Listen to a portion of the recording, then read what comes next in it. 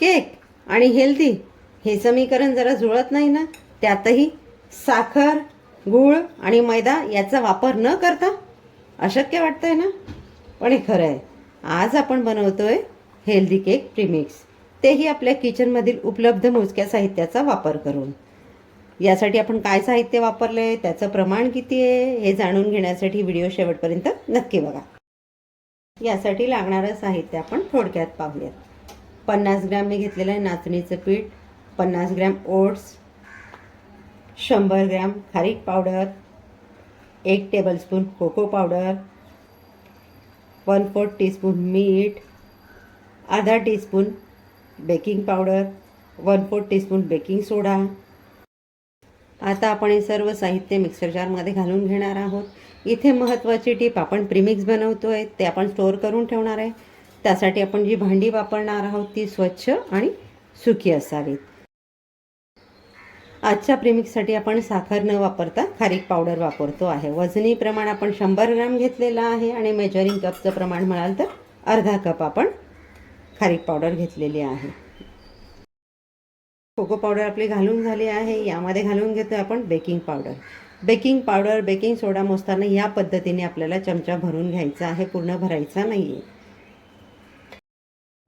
Baking सोडा आणि मीठ. आता हे आपल्याला मिक्सरला फिरवून घ्यायचं, जेणेकरून आपण जे साहित्य कमी प्रमाणात घातलेलं आहे ते याच्यामध्ये छान मिक्स होईल. सर्व साहित्य आपण मिक्सरला एकदा फिरवून घेतलेलं आहे. आता आपण करतोय सगळ्यात महत्त्वाची स्टेप. ही स्टेप आपल्याला कंपल्सरी करायची आहे. मिक्सरला फिरवून घेतलेलं प्रीमिक्स आपल्याला 2 ते 3 वेळा चाळणीने चाळून घ्यायचं. यामध्ये आपण कमी प्रमाणात घातलेलं जे साहित्य आहे ते छान याच्यात मिक्स होईल आणि दुसरं म्हणजे आपल्या प्रीमिक्समध्ये एअर भरली जाईल, म्हणून ही स्टेप आपल्याला कंपल्सरी करायची आहे, न कंटाळा करता. प्रीमिक्स आपण दुसऱ्यांदा पुन्हा गाळून घेतो आहे. तुम्हाला याच प्रकारच्या कुठकुठल्या नवीन प्रीमिक्स रेसिपी बघायला आवडतील ते मला कमेंट्समध्ये नक्की सांगा. व्हिडिओ जर मनापासून आवडला तर चॅनलला लाईक, शेअर, सबस्क्राईब करायला विसरू नका.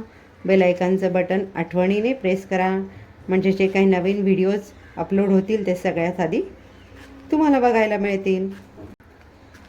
चॅनलला तुमच्या मिळत असलेल्या भरभरून प्रतिसादामुळे चॅनल एक स्टेप पुढे जात आहे.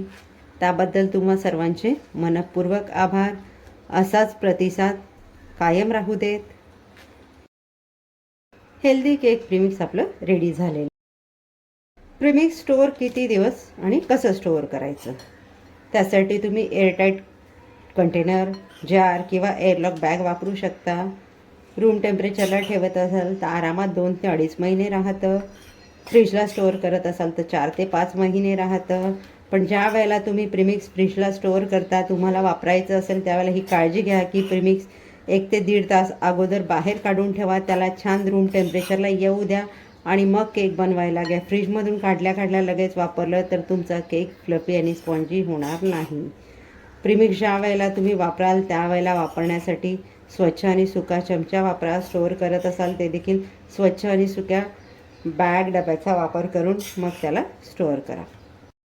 आता आपण वापरल्या साहित्यात किती प्रीमिक्स तयार झालं ते बघूयात. आपलं एकूण 214 ग्रॅम प्रीमिक्स इथे रेडी झालेलं आहे. आपण ज्या प्रमाणात साहित्य वापरलं त्या प्रमाणात.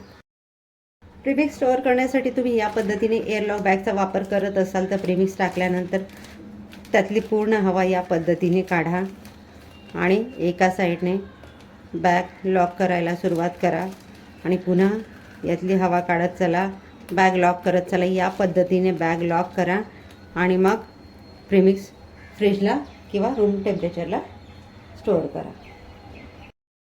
रेडी आहे आपलं गूळ, साखर, मैदा याचा वापर न करता केक लव्हरसाठी स्पेशल असं हेल्दी केक प्रीमिक्स. तुम्हीही बनवा. एकदा या पद्धतीने केक बनवला की तुम्ही दुसऱ्या कुठल्याही प्रीमिक्सचा वापर करणार नाही. भेटूयात पुढच्या व्हिडिओमध्ये अशाच एक युनिक आणि हेल्दी रेसिपीसह.